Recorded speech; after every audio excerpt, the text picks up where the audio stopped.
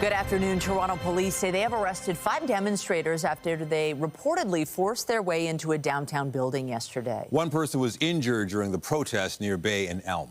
CTV's Janice Golding is live with the very latest. Janice. Hi, Nathan. Yes, 5 people are facing charges after an alleged attack on students from TMU University yesterday afternoon. These videos posted by Stand With Us Canada show protesters chanting "Free, Free Palestine" and a glass door being shattered at an off-campus venue on Elm near Bay. This is where the TMU chapter of students supporting Israel was holding an event yesterday afternoon. Police say they received a call for unknown trouble at 1:15 p.m., saying when they arrived, officers removed several protesters who allegedly forced entry into a private event without permission, damaging property and injuring one person who was cut by broken glass. Police say during the arrest, some of the accused obstructed officers and one individual assaulted an officer. 5 women who range in age from 21 to 29 were charged with a variety of offenses, including forcible entry and obstruct police officer. TMU, meanwhile, has issued a statement saying TMU condemns acts of aggression, intimidation, or violence. The actions that took place on Wednesday are unacceptable and do not reflect the values of our community. Our thoughts are with any students who may have been injured during the incident. Now, Hillel, Ontario, which focuses on Jewish campus life at 9 universities across the province, has now called on TMU's administration to hold those responsible for the, quote, violence or intimidation to account. Reporting live, I'm Janice Golding. Now back to Nathan. All right. Thank you, Janice. We're going to learn more details today about a fire in Richmond Hill that claimed 2 lives back in September. York Regional Police are holding a media conference this afternoon to update their investigation into what they have deemed an act of arson. CTV's Beth Macdonell is live this noon hour at York Regional Police headquarters with a preview. Beth. Michelle, this is expected to be an insightful update from York Regional Police here at their headquarters this afternoon. An 11-year-old girl identified to CTV News as Rosa was killed in what police called an arson back on September 1st. Her death was deemed a homicide. The fire happened at a home in Richmond Hill on Skywood Drive in the area of Yonge Street and Gamble Road. 5 other people were also hurt in that fire, all members of the same family ranging in age from their 20s to their 70s. One of them, the girl's aunt, has since succumbed to her injuries in the fire. At the time of the fire, a red gas canister was visible underneath a tree near the burnt home. Over the past 2 months, the Office of the Fire Marshal and police have been investigating. Michelle, it will be interesting to see if police announce any arrests in this case, and I expect we will hear more on the condition of the victims. Hopefully, it will be good news. That press conference is happening at 2 o'clock this afternoon, and we will have more details for you at 5 and 6. Reporting live, I'm Beth Macdonell. Back to you, Michelle. Thank you, Beth. Ontario Finance Minister Peter Bethlenfalvy is set to table a fall fiscal update today with a look at how the province's books are faring amid the impacts of U.S. tariffs. The government projected earlier this year in its first quarter finances the province would have a $14.6 billion deficit this year. Bethlenfalvy says the fall economic statement will have an update on what the government has been doing to shore up the province's economy in the wake of tariffs, including multi-billion-dollar funds to give businesses support and tax deferrals. Mississauga is thinking ahead to winter and releasing its maintenance plan. New this year, crews will clear snow from all sidewalks, clear away windows impacting over 100,000 residential driveways, and introduce citywide parking restrictions to allow snowplows to operate. Mississauga roads, sidewalks, trails, bike lanes, bus stops, and crossings will be cleared when 5 centimeters or more of snow falls. For less than 5 centimeters, roads, sidewalks, bus stops, and trails are salted but not plowed. And speaking of the weather, no wintry weather right now, at least. We have beautiful sunshine on this Thursday. Not too bad temperature-wise for this stage in November. Let's bring in Lindsay Morrison with a look at the current conditions. I know there are some unsettled days ahead, but right now, not too bad. Yeah, not too bad, Michelle. I will say confidence is starting to increase a little bit about the possibility of, at the very least, some flurries this weekend. Maybe some measurable snow in parts of Ontario, but I'm getting ahead of myself. Right now, we have very varying amounts of sun and cloud. I'm going to call today the calm between the storms because the winds have eased compared to yesterday. They are going to strengthen again for tomorrow. And we do have rain on the way for tomorrow, but not so much today. It's just a chance of a passing shower. It is cooler, however, only 7 degrees right now in Toronto. We're on our way to a daytime high of 8. So not much warming to go. But again, mix of sun and cloud expected for many areas.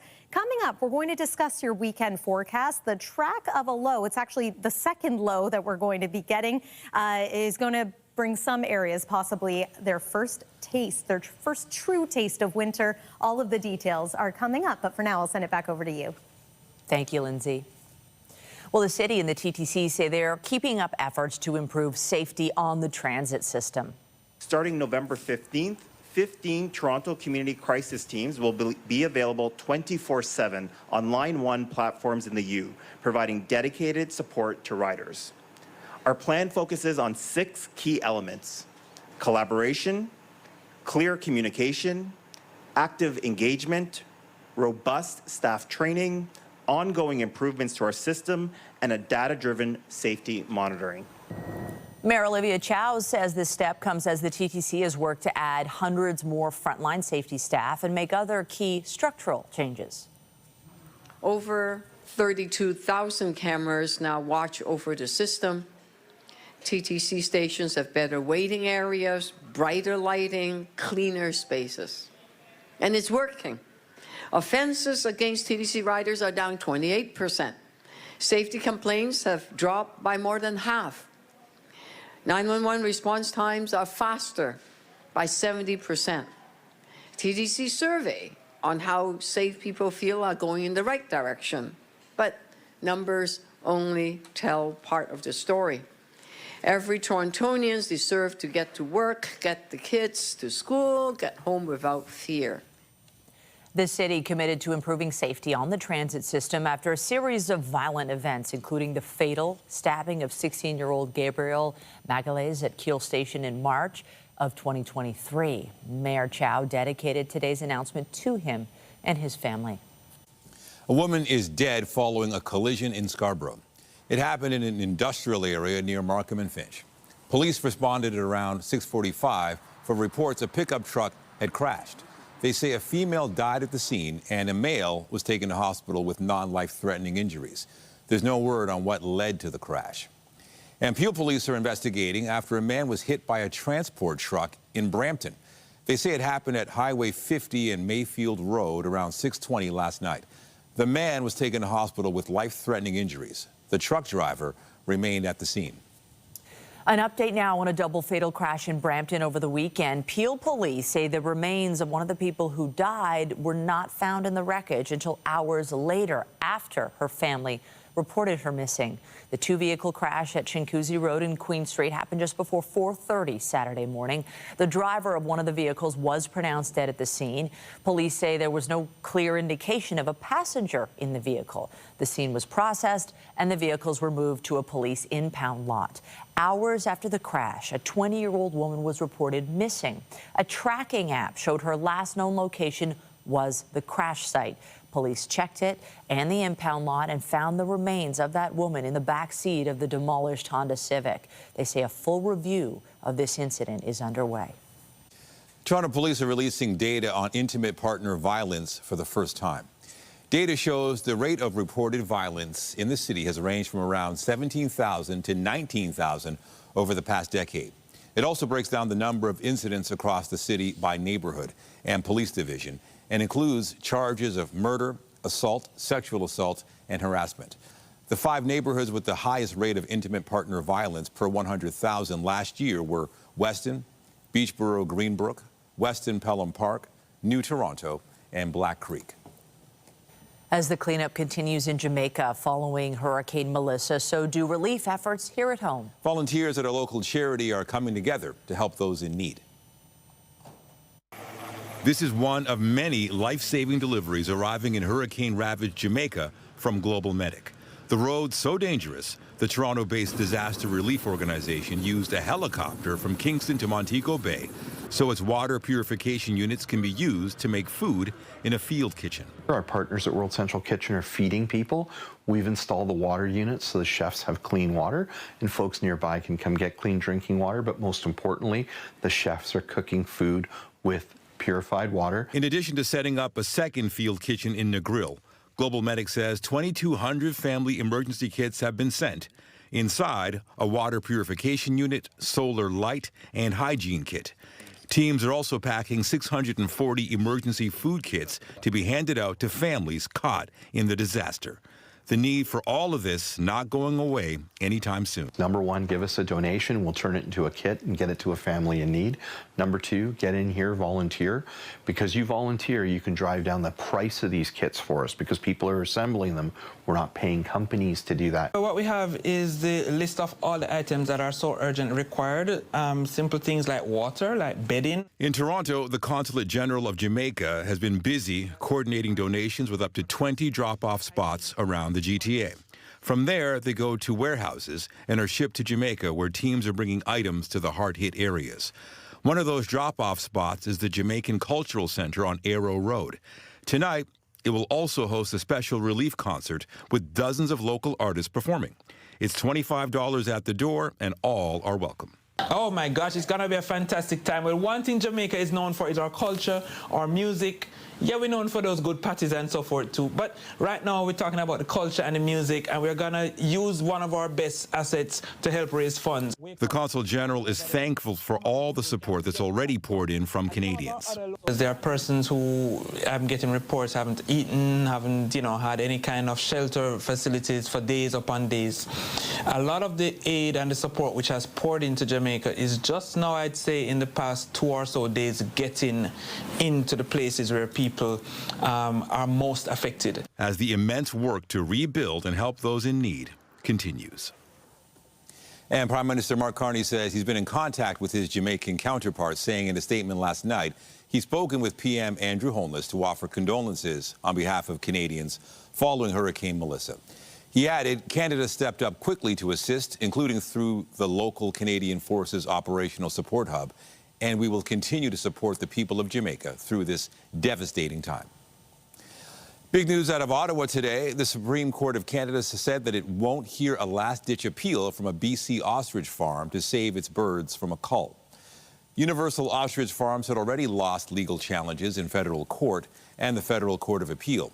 It's been 10 months since the Canadian Food Inspection Agency ordered the farm's more than 300 birds destroyed amid an avian flu outbreak. The Supreme Court delayed the call in September while it considered whether to hear the case. Now that it's decided not to, there is no legal barrier against the call moving ahead. Let's bring in CTV's Scott Hurst live in the National Newsroom for more. Scott, what are we learning about the Supreme Court's decision?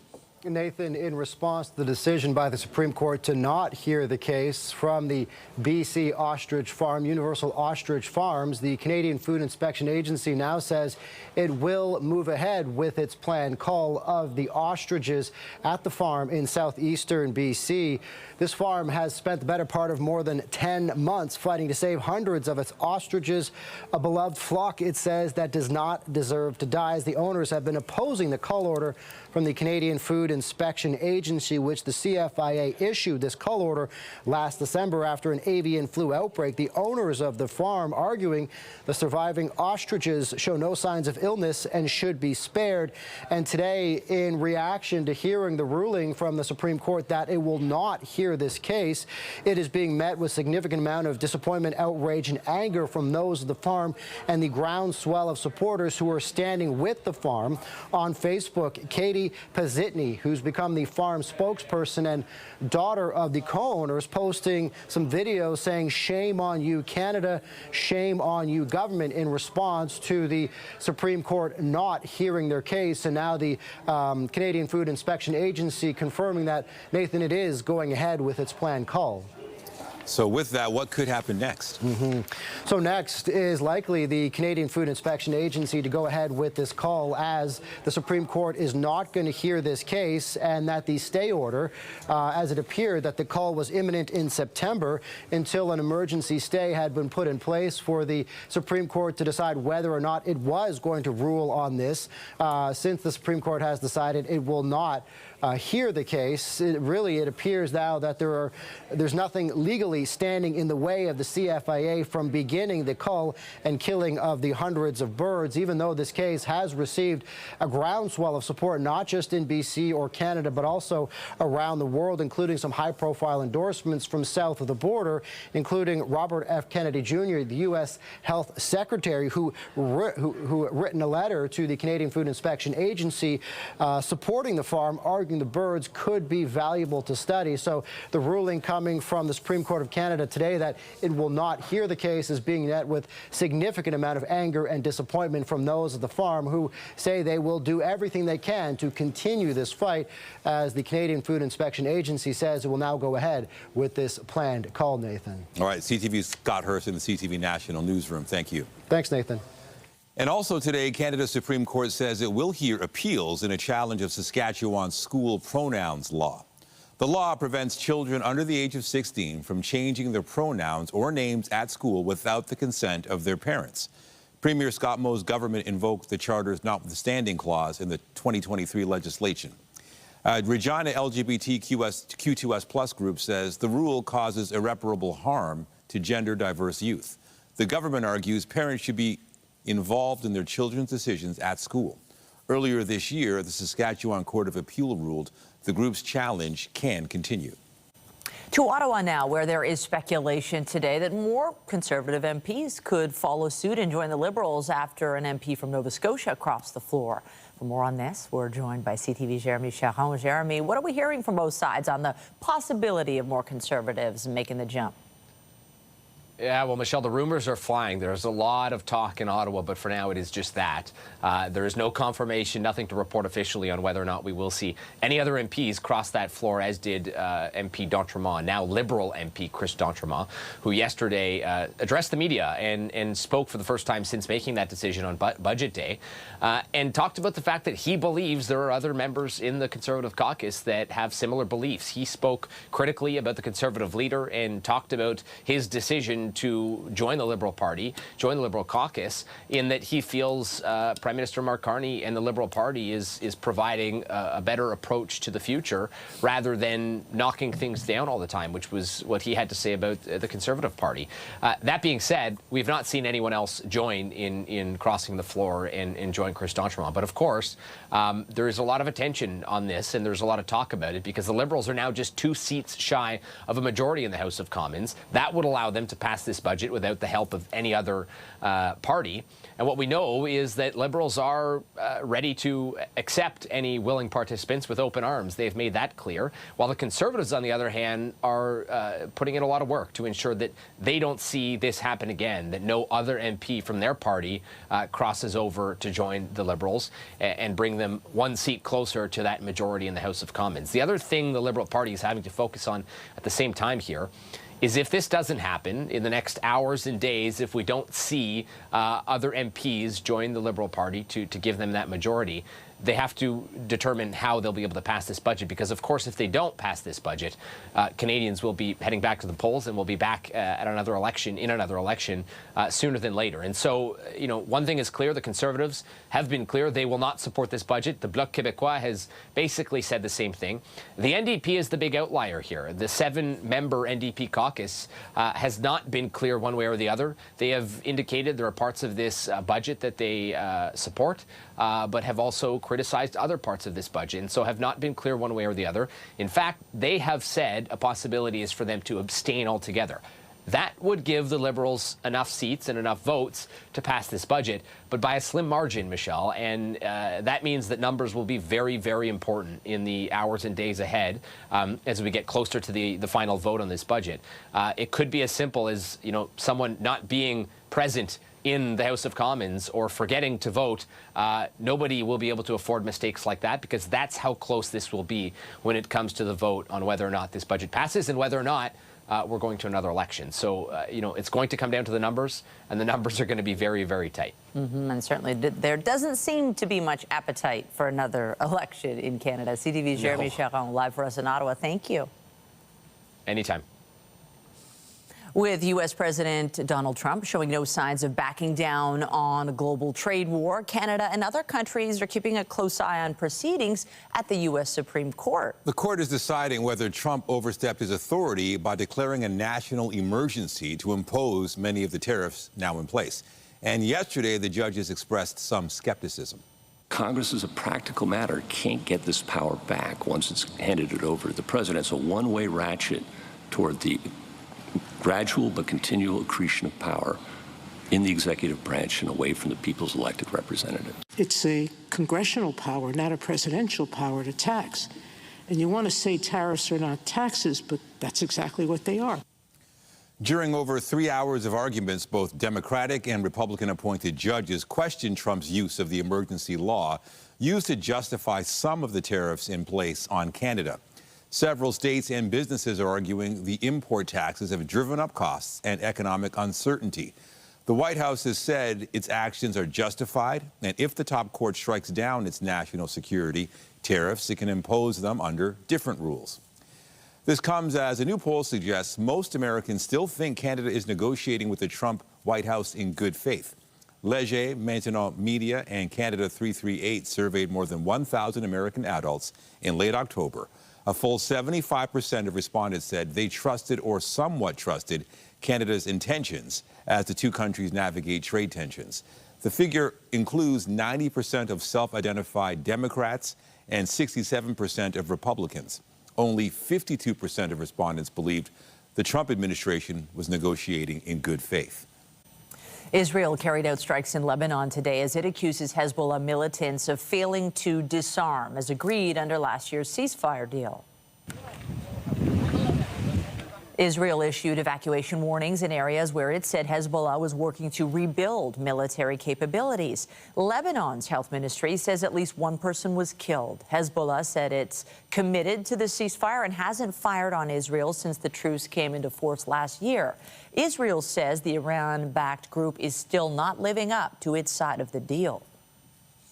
We will not allow Hezbollah to rearm themselves, to recover, build back up its strength, to threaten the state of Israel. And the continuous terrorist activities by Hezbollah constitute a violation of the understanding between the ceasefire. So like I said, Israel will continue to remove any threat that is posed to our soldiers, to our citizens here. Lebanon's president has said he's open to talks with Israel to end the tensions. Hezbollah says it's opposed. The government of the Philippines has declared a state of emergency after the country was devastated by a typhoon. Typhoon Kalmeji moved across the country's central provinces in the deadliest natural disaster to hit the Philippines this year. Officials say at least 114 people are confirmed dead, with another 127 considered missing. Nearly 2 million people were otherwise affected, with around 500,000 people evacuated to emergency shelters as the storm continues to rage, now heading for Vietnam.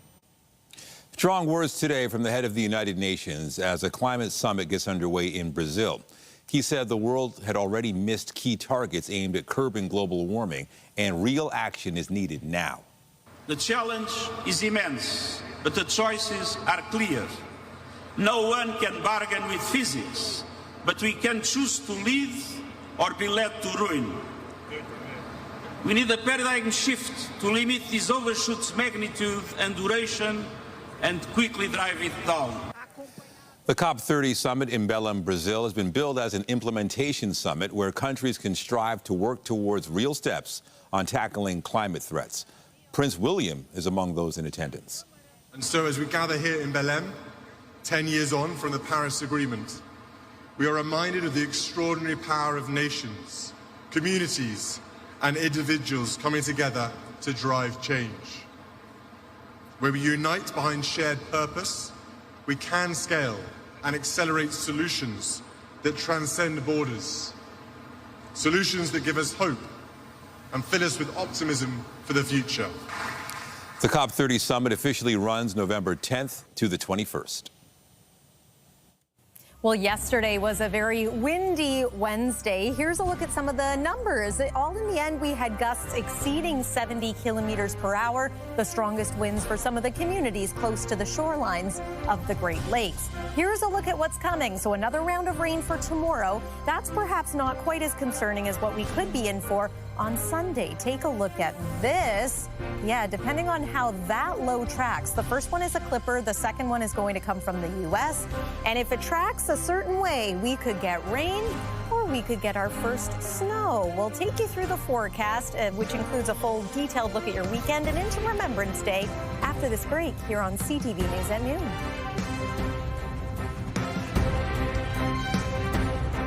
When you see it happen, send it to CTV News.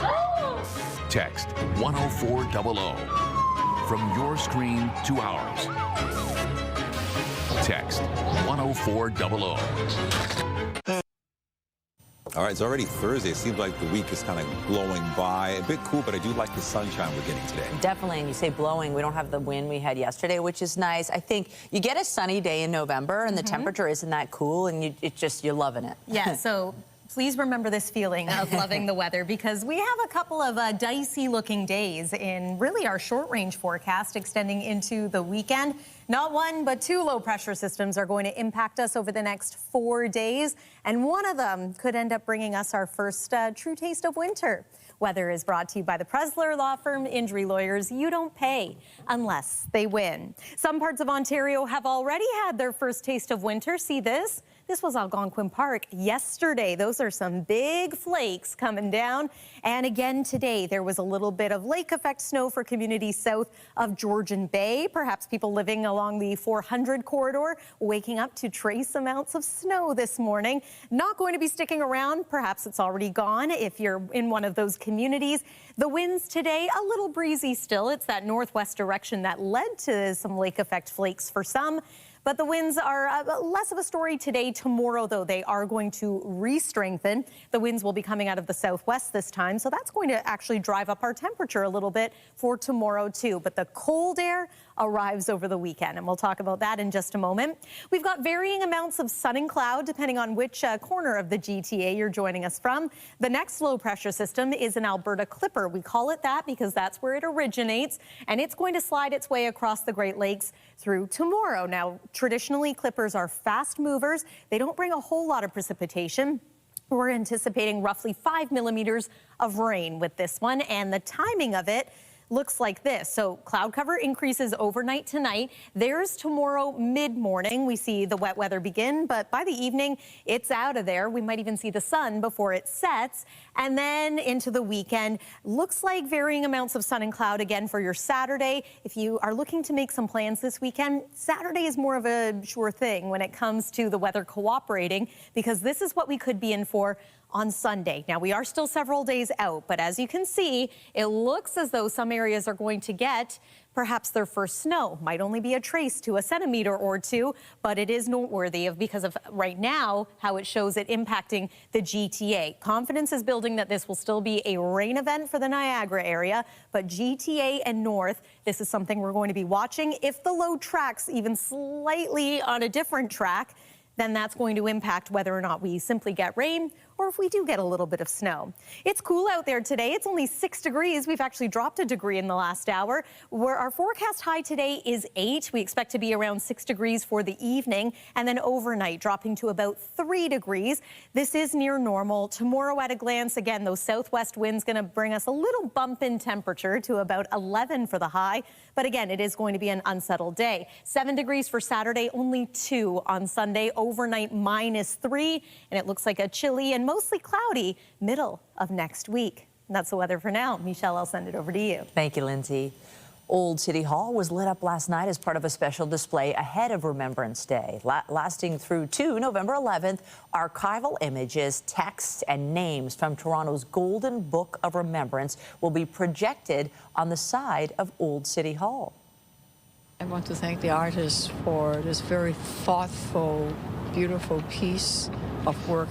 It's solemn, but in many ways ask us to remember and ask us to never forget.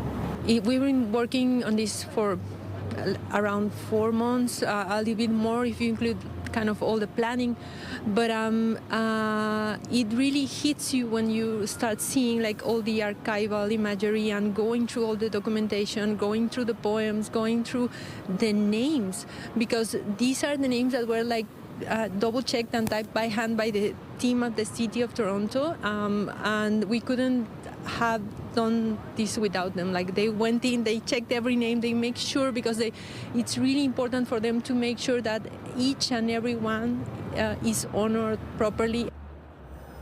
The projections will be visible each night from 6 p.m. to 11 p.m. The display is honoring the 100th anniversary of the Toronto Cenotaph, as well as 80 years since the end of the Second World War. And Prince Harry is set to meet with some of Canada's oldest veterans today as part of his two-day visit to Toronto for events related to Remembrance Day. The Sunnybrook Veterans Centre supports more than 300 vets from the Second World War and the Korean War. Harry is scheduled to attend a dinner tonight organized by an organization supporting Canadian Armed Forces members, veterans, as well as their families. His last visit to Canada was in February when he attended the Invictus Games in BC. It's a cause close to their hearts. A sweet potato producer in Norfolk County is collecting donations to send to Jamaica to help with hurricane relief. CTV's Karis Mapp tells us many of the farm's foreign workers come from the island. It's all hands on deck in Norfolk County. Staff at Burlow's Best Farm in Simcoe are gathering supplies to ship to Jamaica, a place where many workers in the community call home. When I saw my house Sunday night, I fell in tears. Peter Van Burlow and his staff are packing a 40-foot container full of donations. We're the largest sweet potato grower in Canada, so we have a lot of help. A lot of them come from Jamaica. Diapers, hygiene products, and Caribbean foods top the list of sought donations. Most grocery stores will be more than happy to help you with the Cool Runnings and the Gray-style foods. Non-perishable, of course. However, items like used clothes or expired food are not being accepted. Every single space in these containers is valuable, so we want to make sure that it's being filled with things that will be used and needed there. After the container is shipped, the farm will continue collecting supplies to send overseas through other avenues. With Jamaican workers widespread across the province, farmers are pooling their efforts. Simcoe, Niagara area, Meaford, Leamington, Chatham, because we are all over Jamaican workers. As you know, the population here is about 9,000. One of them is Maria Peart, who works at the apple farm across the street.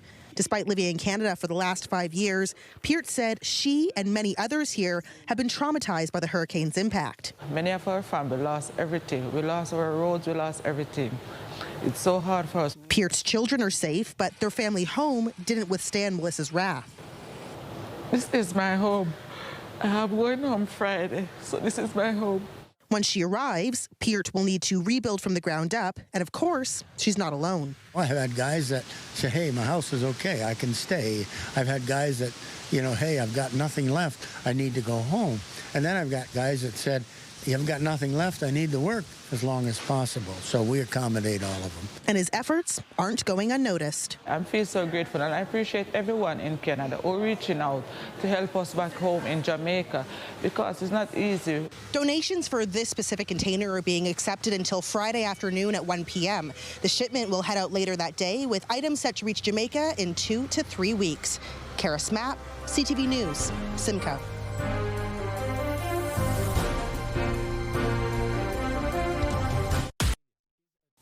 A piece of furniture that gained a lot of attention during the Blue Jays World Series run is going on display. The pull-out couch that Addison Barger slept on the night before he hit a pinch-hit grand slam is getting its own exhibition in the lobby of the Toronto Marriott City Centre. And that's where we find our Jessica Smith. I figured you'd be sitting on the couch. I guess it's off limits. You can sit on the couch, but I'm almost like a little nervous. It gives a new meaning to the term big comfy couch. It's that version for this generation, right, Nathan? It is such a cool piece of the World Series that you don't normally think of. You think of baseballs or jerseys, but the couch is so unique. I want to bring in Chris Schmidt.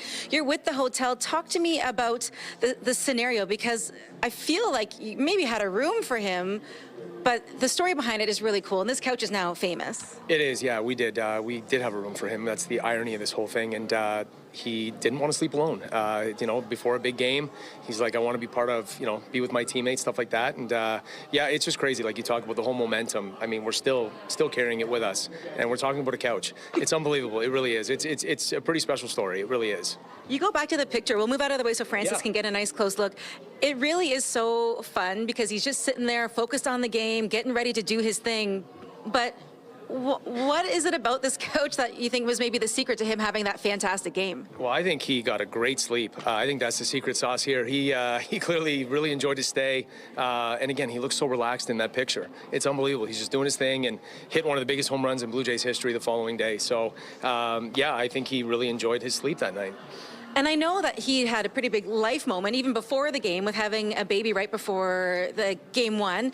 Didn't want to be by himself, wanted to hang out with his buddy. The power of friendship is really what the Blue Jays kind of soared through this entire series. Is that kind of what makes this so special? Is because he was just hanging out with his buddy before one of the biggest games of his life? I think so, and I think it goes back to like the beginning of the season, just watching these guys the entire way. I mean, the country got to witness it, and I think that's exactly what it is. They've literally been by each other's side the entire time, and this is just another testament to that, and we're really happy that he decided to do that night, because here we are with this amazing story that's going to hopefully keep going. So it's only been here really not even a full 24 hours, the couch. 24 hours, yeah. So what's it been like? I've seen people coming by, taking photos. You can lay on the couch. I saw a dog on the couch. How does it all work? You did. That dog's probably going to win. But yeah, so we are running a contest with it. So if you tag Marriott Toronto CC, and then very important, Field View Couch hashtag, that way there you have a chance to win a Field View room for a game next season.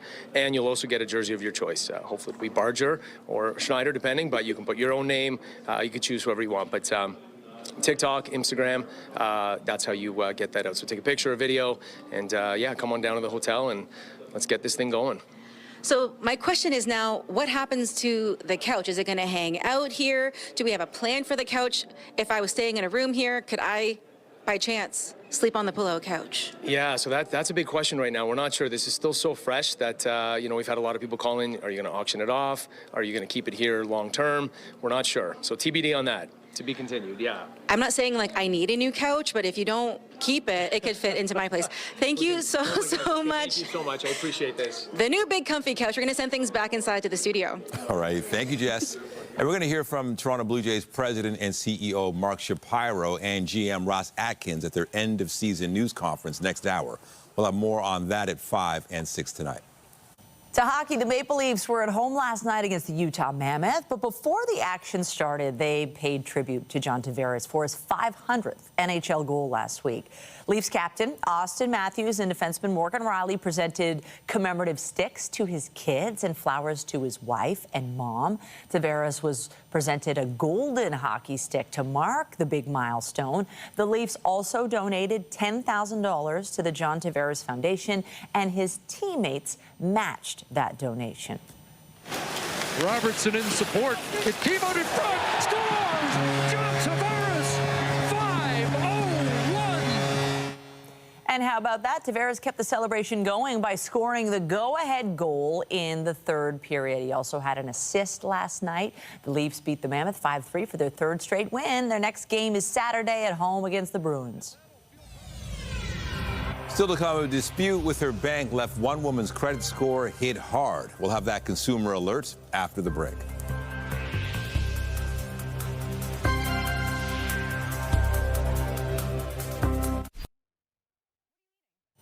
Your credit score is an important number because it determines if you can be approved for loans, credit cards, and other financial products. A good score can save you money over time, while a bad one can make borrowing more expensive or even impossible.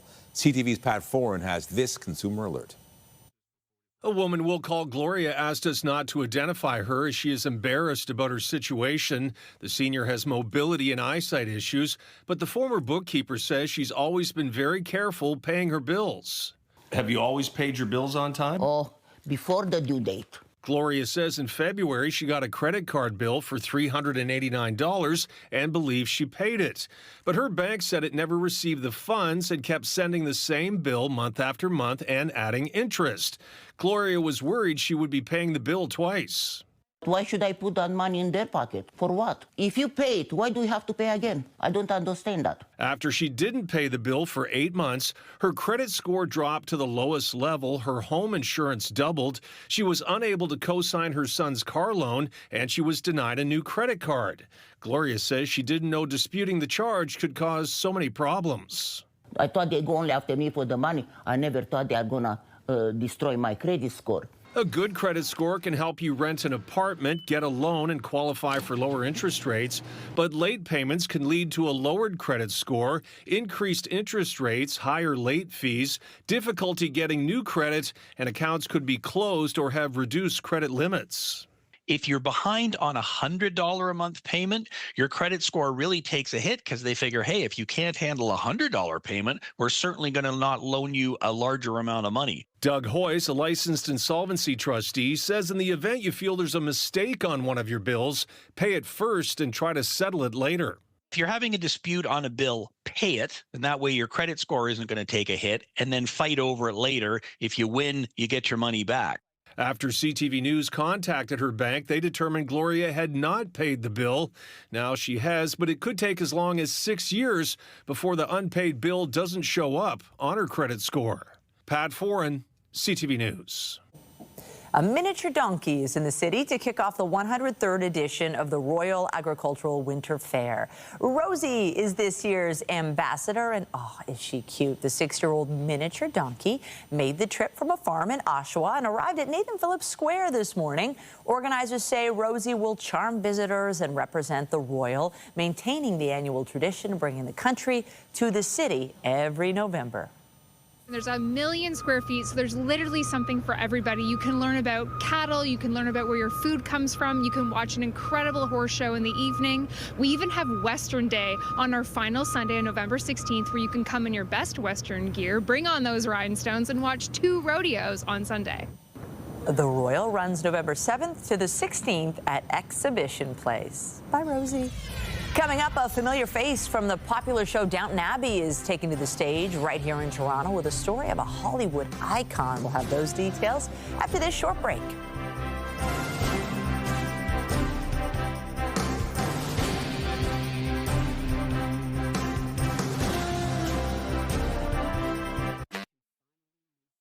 She's best known for her role on Downton Abbey, but now Elizabeth McGovern is taking on the role of another famous actor. And she's doing so on stage right here in Toronto. CTV's Andrea Case sat down with her. Let's write this truthful book together. Is that what you're suggesting? 8 years ago, when Academy Award, Golden Globe, and Emmy Award-nominated actor Elizabeth McGovern purchased the book Ava Gardner, The Secret Conversations, she knew it would make a great play. So how do you want to start the book, honey? How do I want to start? Yes, how do you want to start? When the writers hired to pen the script failed to produce one, she wrote it herself and then starred in Ava, The Secret Conversations. I think it's a very entertaining evening, and I think they'll walk away with a visceral feeling for what it's like to have been a movie star on the level that Ava Gardner was a movie star. When Ava Gardner, once known as the most irresistible woman in Hollywood, needed money, she hired a writer to produce her biography. That writer was British journalist Peter Evans, played by Aaron Coster-Ganis. But who would you be without people like me? It's a rare gift to be able to transform on stage in this specific kind of way. Evans was fired before the book was complete, and Gardner died in 1990. Years later, he turned their recorded conversations into a book. In the play, Coster-Ganis plays multiple roles, including her husbands, Mickey Rooney, Artie Shaw, and Frank Sinatra. It is the most difficult role since time began to cast, because he needs to be a person that presents as the least charismatic man ever born initially. And then he turns into, in the course of the play, when they go on this journey together, all the men that peopled her past. Welcome to Downton.